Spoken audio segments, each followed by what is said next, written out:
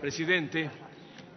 La ley que estamos discutiendo indudablemente que trae una serie de innovaciones y mejoras al sistema legal jurídico vigente y que en último término va a permitir que la Defensoría del Pueblo cuente con instrumentos para cumplir el mandato constitucional consagrado en el artículo 215 de la Constitución de defensa, protección y tutela de los derechos humanos. Sin embargo, como ya dijo el asambleísta Tayano, lo importante es que las competencias que en esta ley se le asigna a la Defensoría del Pueblo no vayan más allá de las competencias señaladas en la Constitución de la República. Y al parecer, las competencias que se le asigna en la ley que debatimos va más allá de lo que dice fundamentalmente el artículo 215 de la Constitución. Y por ello, no sería conveniente que hoy votemos la ley, sino que el presidente de la comisión tenga en cuenta las observaciones que se hacen para tener una buena ley, para que la Defensoría del Pueblo sirva a la defensa y tutela de los derechos humanos y no se convierta en un órgano burocrático en el que su jefe, el Defensor del Pueblo, desborda la Constitución y se convierte en algunos casos hasta en policía de la Asamblea Nacional. Por ejemplo, en el artículo 6, literal M, se le atribuye al Defensor del Pueblo la tarea de policía legislativo para que vigile a esta Asamblea, a fin de ver si esta Asamblea aprueba o no leyes como el Defensor del Pueblo cree que deberían aprobarse, sabiendo que el Defensor del Pueblo responde a la Asamblea, está sujeto a la fiscalización de la Asamblea. ¿Cómo podemos nosotros mismos otorgarle la condición de policía legislativo para que vigile a los órganos normativos, entre ellos a la Asamblea? Es un gravísimo error el que se haya incluido entonces el literal M del artículo 6, dándole al Defensor del Pueblo atribuciones que no merece tener, debido a que él es sujeto a fiscalización por parte de la Asamblea Nacional.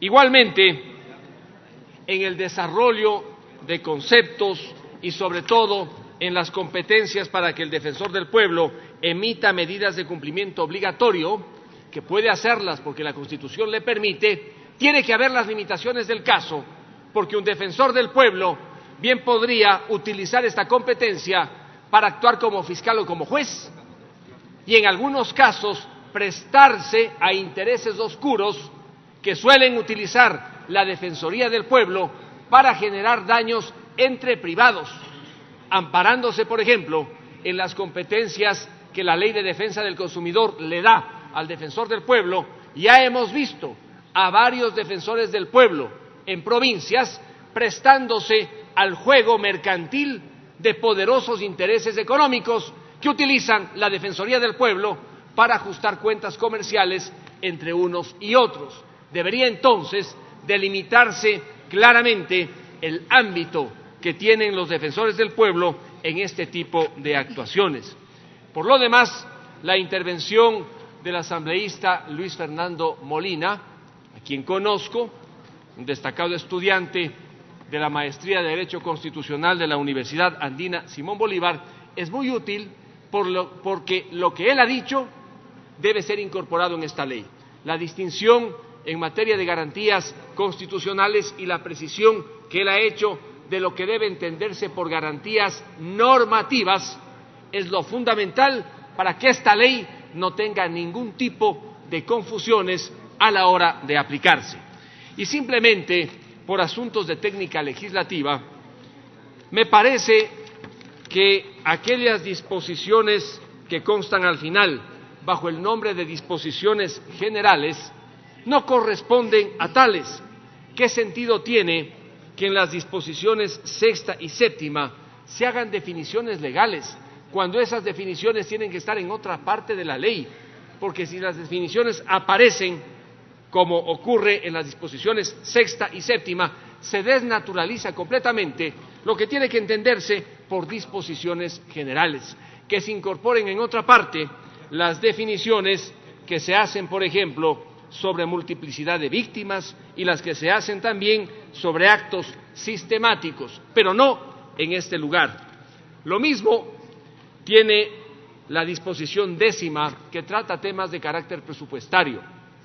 La asambleísta Larreategui me comentaba su sorpresa por la incorporación del inciso 2, según el cual se le permite al defensor del pueblo que, si no ha gastado todo el presupuesto, de manera distinta a lo que ocurre en otras instituciones, pueda trasladar esos fondos al siguiente año. Esto está regulado en el Código de las Finanzas Públicas, que se aplique ese código y que no se incorpore una norma que viene a ser, en definitiva, ajena al contenido de esta ley. Y por último, señor presidente de la Comisión, una observación de lo más comedida. Las leyes derogan leyes. Es una mala costumbre incorporar al final que la ley deroga reglamentos y normas de inferior jerarquía sin precisarlas. La ley deroga la ley y luego los reglamentos que están en contra de la ley simplemente no se aplican. Y lo más grave, lo que trae la disposición derogatoria 4ª. Las reformas que se hicieron a la ley de la Defensoría del Pueblo en la Ley Orgánica de Discapacidades se incorporaron a la ley de la Defensoría del Pueblo. Consecuentemente, cuando se deroga la ley de Defensoría del Pueblo vigente ahora, se están derogando todas las normas que se incorporaron con otras leyes. No tiene sentido entonces derogar la ley de Defensoría del Pueblo y además derogar también las normas que incorporó la ley de discapacidades. Es una recomendación de lo más amable para que se eliminen ese tipo de derogatorias a las que nos acostumbraron en años pasados aquellos que torcieron la ley y sobre todo dañaron la técnica legislativa, impidiéndole al ciudadano entender perfectamente y sobre todo al juez qué leyes finalmente, qué disposiciones están derogadas. Lo importante es la seguridad jurídica en temas que parecen menores, pero a la hora de aplicar las leyes son asuntos monumentales, porque el juez no sabe si se trata de una derogatoria tácita, de una derogatoria expresa, y cuando están de por medio, fundamentalmente, la protección y tutela de derechos fundamentales, hay que ser absolutamente claros. Muchas gracias, señora presidenta. Gracias, señor asambleísta.